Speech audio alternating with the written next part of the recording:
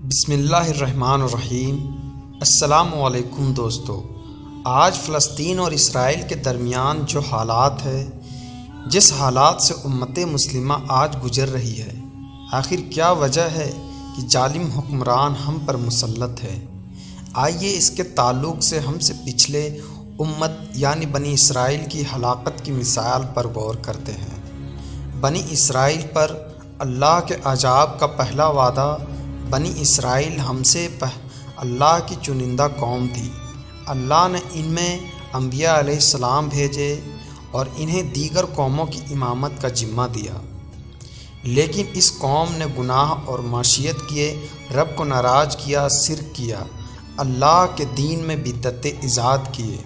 اور سب سے بڑا جرم یہ کر بیٹھے کہ اللہ کے بھیجے انبیاء علیہ السلام کے قتل کو بھی اپنی زندگی کا شعار بنا بیٹھے۔ پھر اللہ کا عذاب ان پر یقینی ہوا، جس کے تعلق سے اللہ نے قرآن میں فرمایا: اور جب پہلے وعدے کا وقت پورا ہو گیا تو ہم نے ایسے لڑاکو بندے تم پر حاوی کر دیے جو بہت مضبوط تھے لڑائی میں، اور ایسے تم سے لڑے کہ تمہارے گھروں میں جا گھسے۔ اس آیت میں پہلے وعدے سے مراد مفسرین لکھتے ہیں کہ یہ بختنصر بادشاہ کا زمانہ تھا، جب یہودیوں کو اللہ نے دنیا کی امامت کے لیے چنا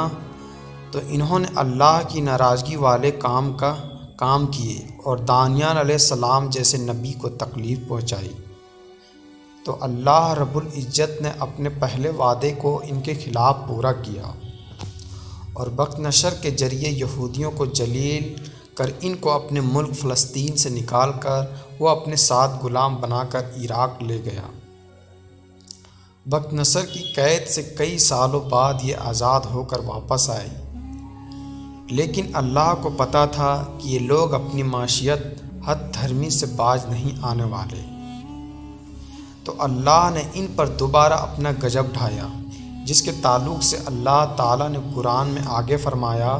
اور جب دوسرا وعدہ ہمارا پورا ہوا۔ دوسرے وعدے سے مراد جب یہودیوں کو اللہ نے بختنصر کے قید سے آزادی دے دی، لیکن پھر بھی یہ اپنی معصیت سے تابعین نہ ہوئے اور انہوں نے وہی سلوک کیا، یعنی اللہ کے ایک اور نبی عیسیٰ علیہ السلام کو قتل کا منصوبہ کیا۔ اللہ نے اس منصوبے میں ان کو ناکام کیا،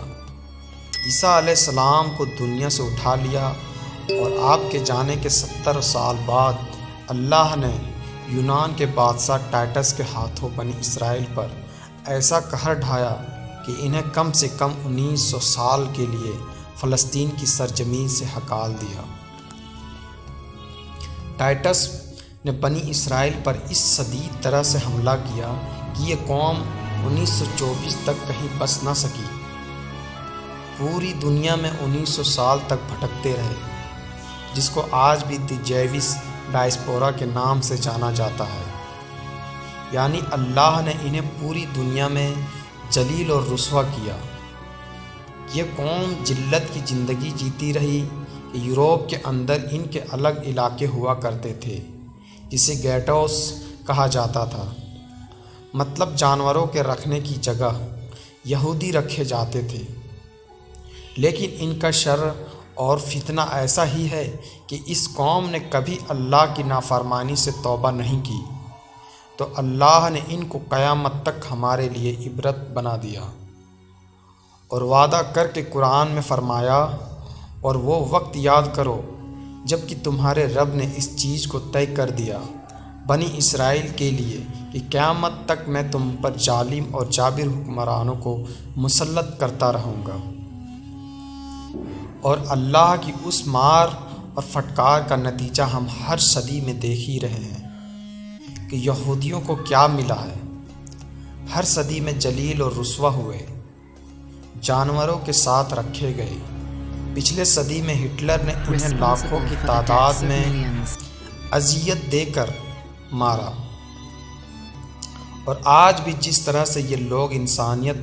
پر ظلم و ستم کر رہے ہیں، گویا کہ یہ لوگ تیزی سے پھڑک رہی ہے، اور انشاءاللہ یہ اپنی بجھنے کی اور ہمیں تائید کر رہی ہے۔ مسلمانوں کے لیے عبرت کیا ہے اس میں؟ یاد رہے کہ کسی بھی ہلاکت نقصان ہمارے لیے خوشیوں کا سبب نہیں ہے، بلکہ ہمیں چاہیے کہ ان کی ہلاکت سے عبرت حاصل کریں۔ اگلا گرا تو پچھلے کو چاہیے کہ وہ سنبھل جائے، ورنہ کہیں ایسا نہ ہو کہ اگر ہم نے بھی اپنے گناہ و معصیت اور اپنے عمل کے اصلاح کی غور و فکر نہ کی تو اللہ رب العزت کے لیے کوئی باعث ناممکن نہیں کہ ویسے ہی فیصلے اللہ ہمارے حق میں کر دے۔ اللہ رحم کرے ہم پر۔ اور آج ہم جس حالت سے گزر رہے ہیں، جس کی نتیجہ ہمارے برے اعمال ہیں، یاد رکھیے آج ہم بھائی بھائی کو قتل کر رہا ہے، مسلمان ملک دوسرے مسلمان ملک کو قتل کر رہے ہیں، مسلمان آپس میں ایک دوسرے کو گروہ بندی اور فرقہ بندی کے نام پر قتل کر رہے ہیں، جماعتوں اور تنظیموں کے نام پر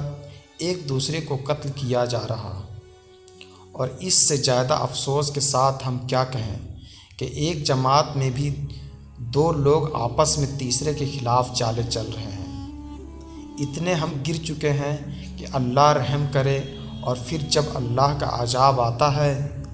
تو ہم سب پریشان ہوتے ہیں کہ قومیں کیا ہم پر مسلط ہو رہی ہے۔ یاد رہے آج ہماری شکست کی سب سے اہم وجہ اللہ کی نافرمانی ہے۔ اللہ کی نازل کردہ ہدایت اور رسول اللہ صلی اللہ علیہ وسلم کی سنت کے مخالفت، یہی سب سے اہم وجہ ہے ہماری ذلت اور رسوائی کی۔ تو بہرحال اگر ہم چاہتے ہیں کہ اللہ ہم پر رحم کرے، اس کا کرم ہم پر ہو، تو ہمیں چاہیے کہ اللہ اور اس کے رسول صلی اللہ علیہ وسلم کی تعلیمات پر ہم جم جائیں اور اپنے دوست احباب اور دوسروں کو بھی اس کی دعوت دیں۔ دوستو، ایسا ہی ویڈیو دیکھنے کے لیے ہمارے چینل کو سبسکرائب ضرور کر لیں۔ ملتے ہیں اگلے ویڈیو میں، تب تک کے لیے خدا حافظ۔